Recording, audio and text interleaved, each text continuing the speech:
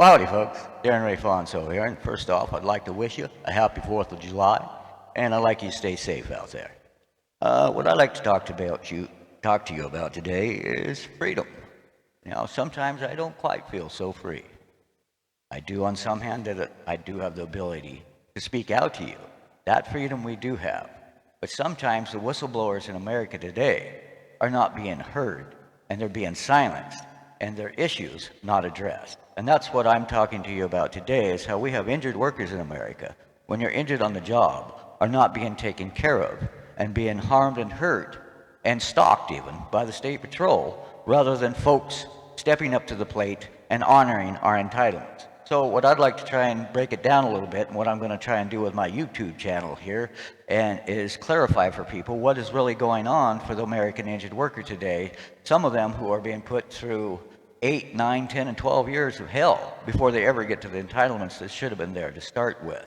And I know in my case, I had some, after it was, I think it was 4 years after being on workers' comp, they had sent like the state patrol to investigate me. And these two officers did. And when that happened back then, I didn't think too much of it, because they told me they were here because I was calling out and yelling, screaming at some of our lawmakers, some threatening comments, which I had been back then and did jail time over for that.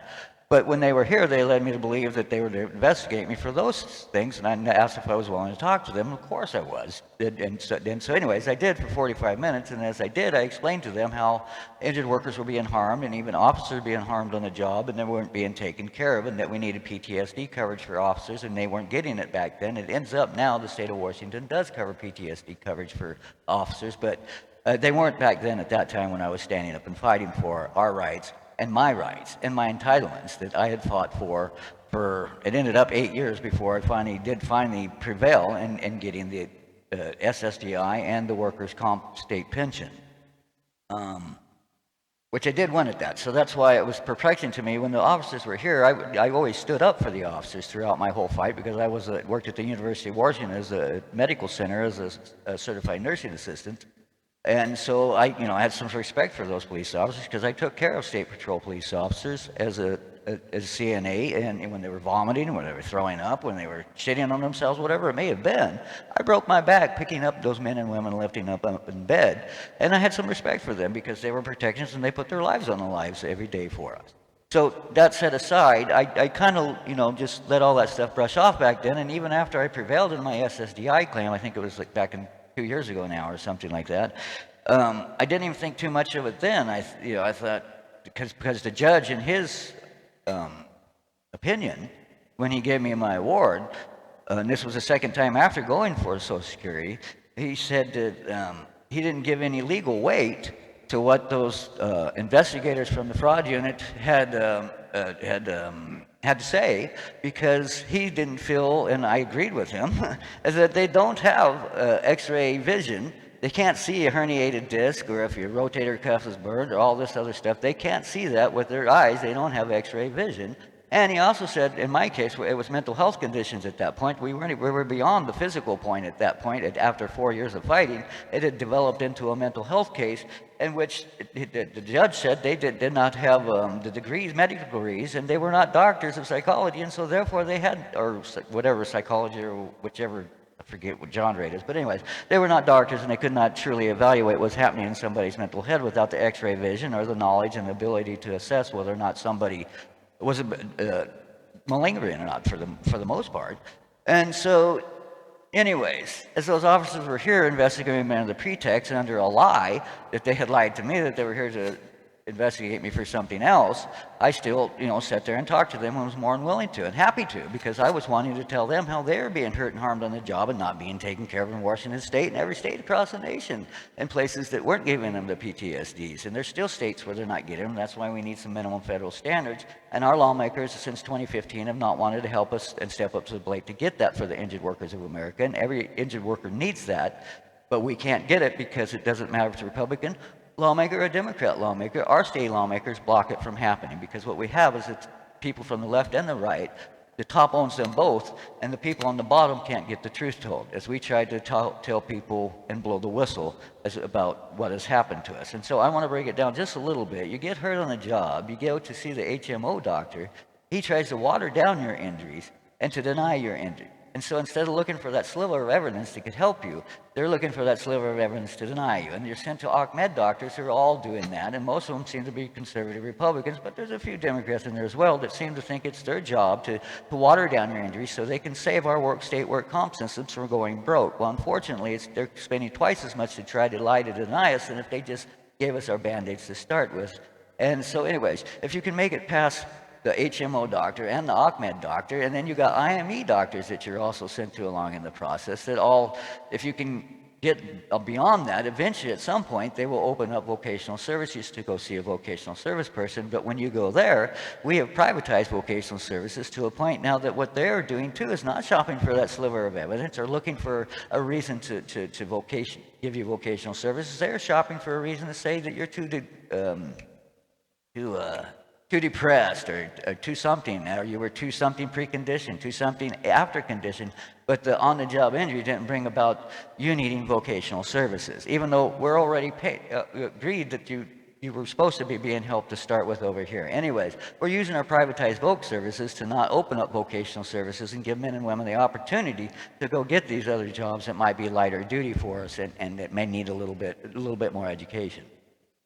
Basically, they don't want to retrain the old dirty dogs. If you don't have a high school diploma and you have a GED, they don't want to put us back in the game, and we're having our nose put in our shit and drugged through hell as they string us out. And so that's why it brings me to this fraud unit that comes to my house after 4 years of being on workers' comp and going through a rigor war and a war, yeah, kind of lose trains of thought, so bear with me.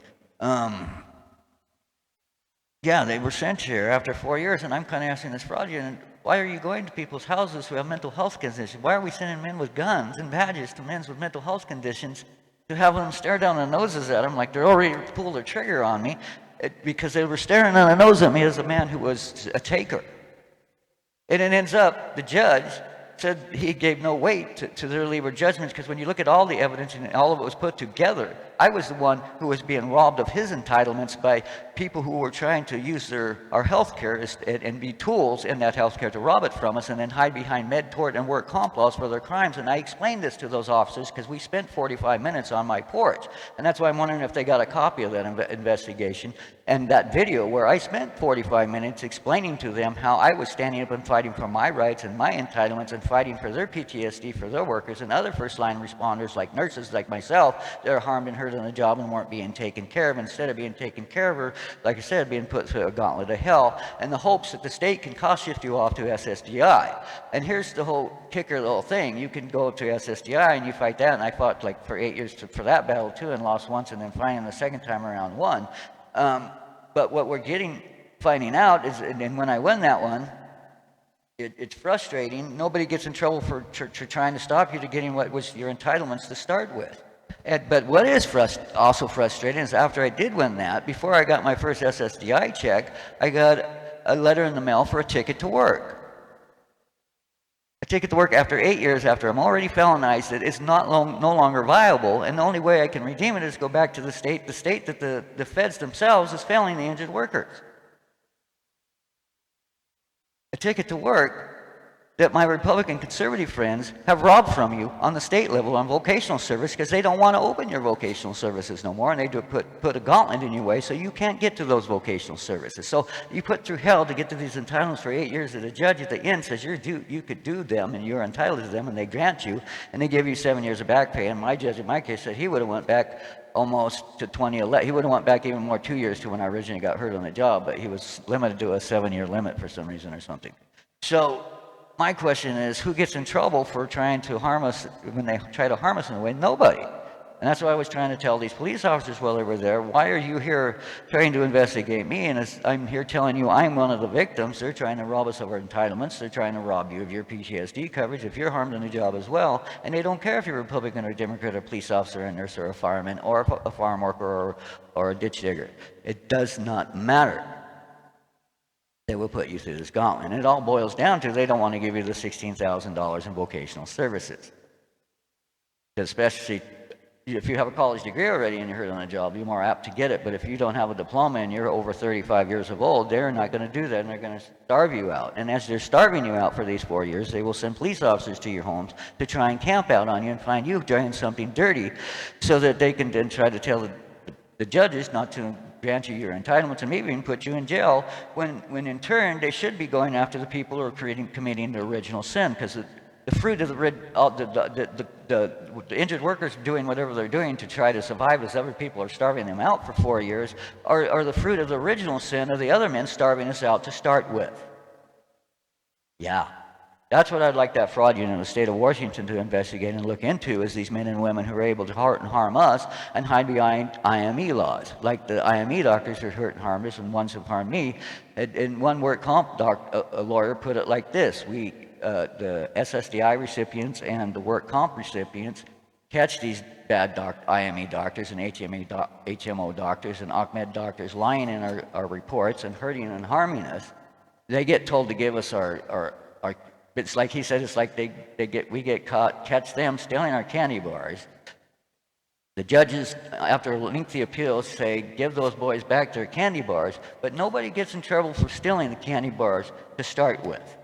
Yet, if an injured worker gets in trouble trying to take a candy bar that was not his or hers, they go to criminal law. So we got people hiding behind med tort laws. They fleece and dice and slice and push their personal political bias because they don't like entitlements to start with. So they're using the positions in healthcare to rob us of those, and then hiding behind state med boards that condone the abuse for a state that I say the federal government itself said is failing our injured workers. And why is the state SSDI office sending the state patrol to men's health and mental health conditions that they know have mental health conditions over this issue, rather than maybe a plainclothesman sitting out far away taking their pictures?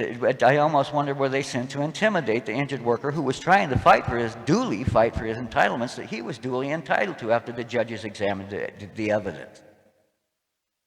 It's frustrating to me when I find my state patrol used as a tool by men in this community who are hurting and harming the others and hiding behind a different set of med tort laws as they conspire to rob us of the fruits of our labor.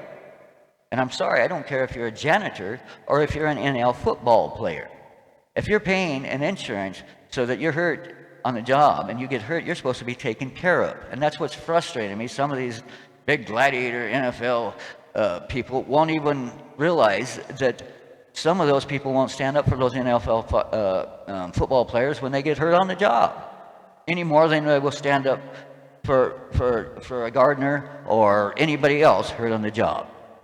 And so it's really frustrating to me, and I have a hard time feeling free in America today, even though I am free to speak to you this way. But I have to keep waking up every day with this vision of this man who seemed to appear basically be conservative Republican with a badge and a gun right here he had on, right next to his thing that he was like 3 inches away with his suspenders on, ready to pull it out and blow my head off.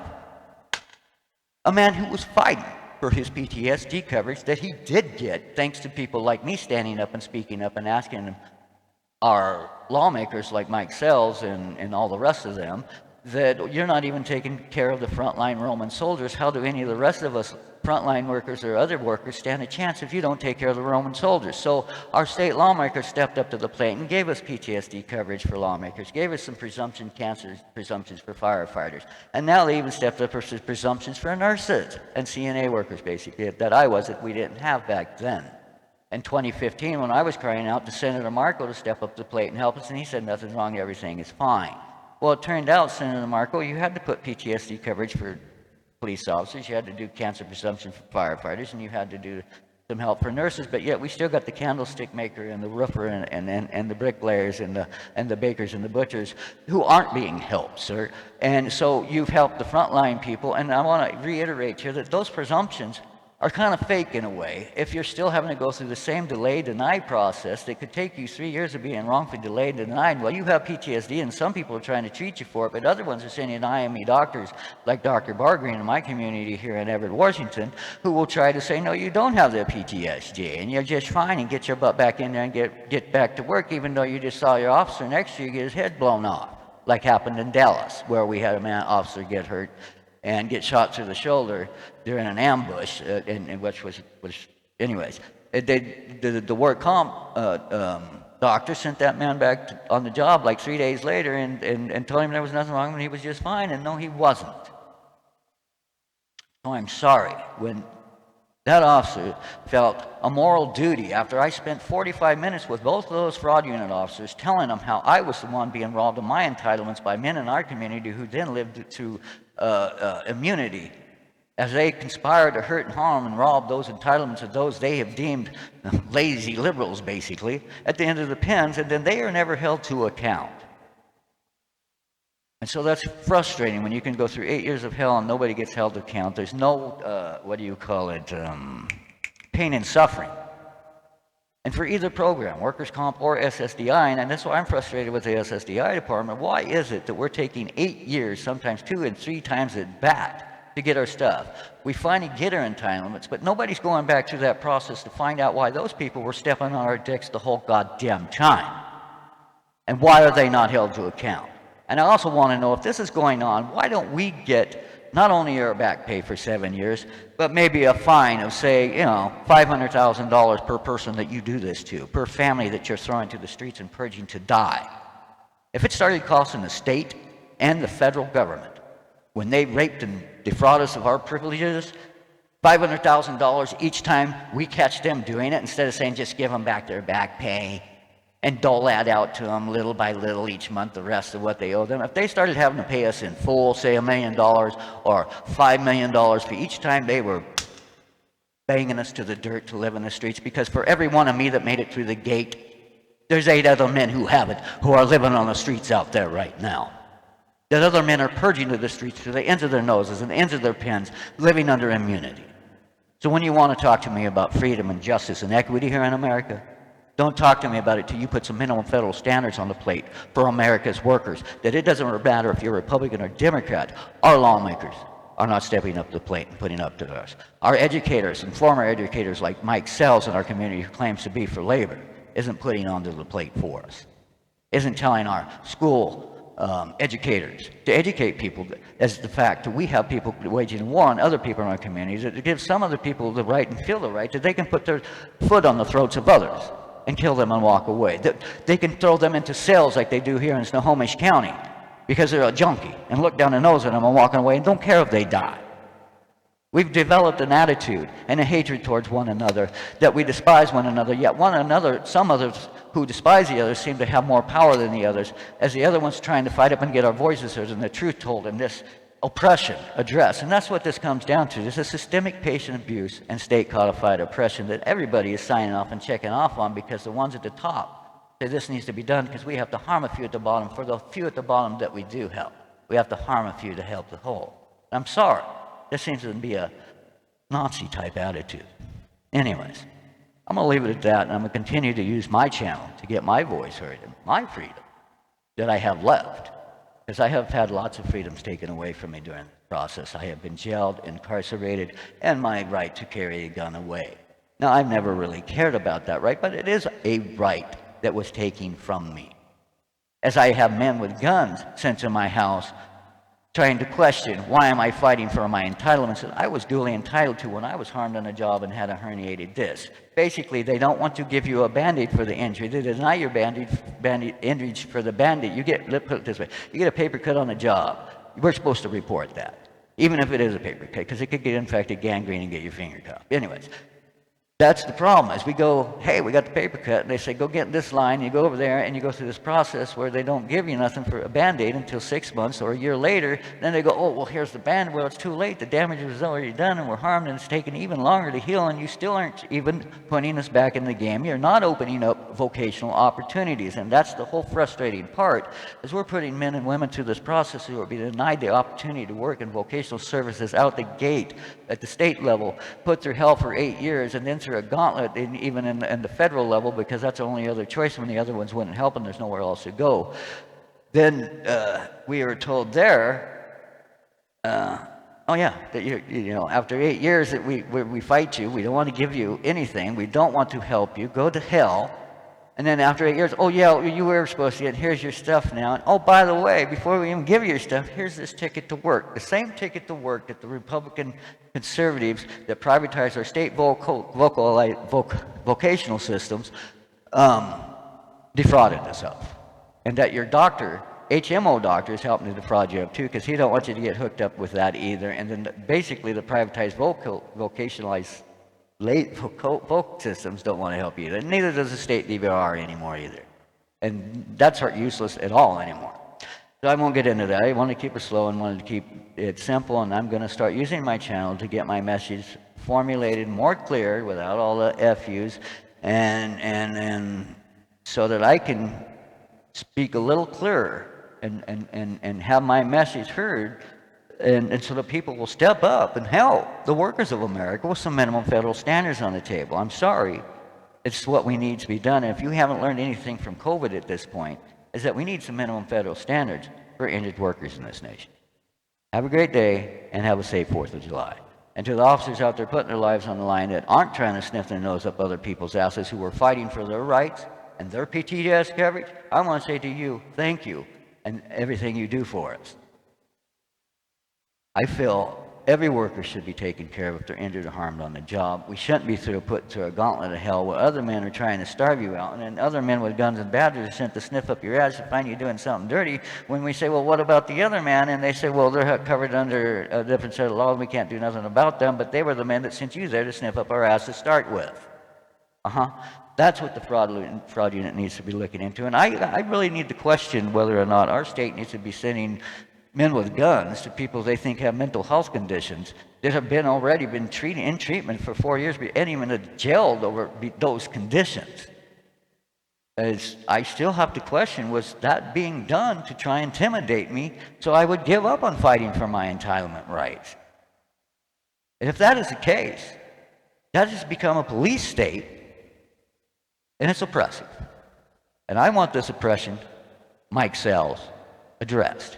My local senator, and Rick Larson, who seems to ignore me, and Jason Call, who likes to run for Congress, who was a teacher at my local high school, likes to call me unhinged. Well, here's your unhinged coming back at you. Clean, clear, and concise.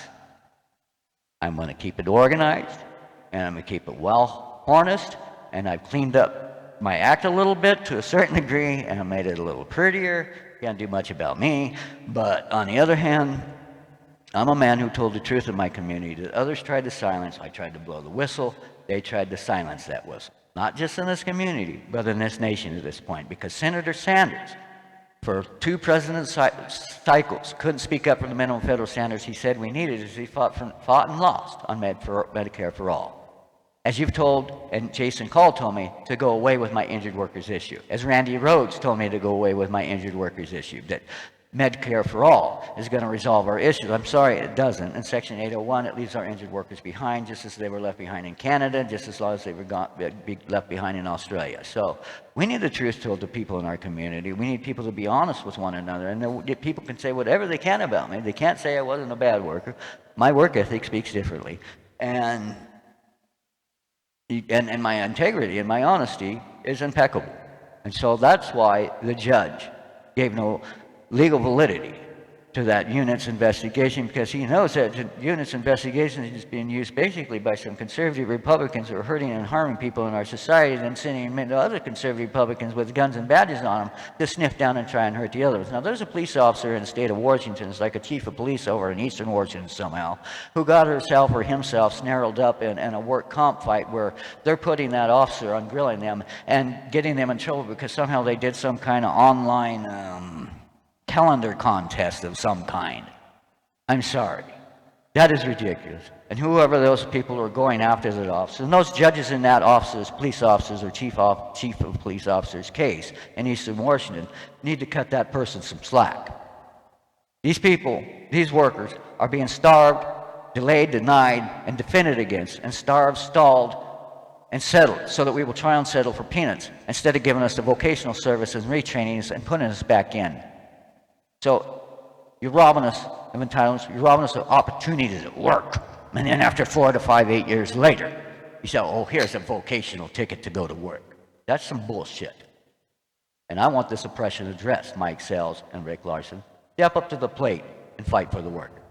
Thank you, and have a great 4th of July. And enjoy the freedom you do got, because we still got the freedom of speech. Thank you, and have a great day.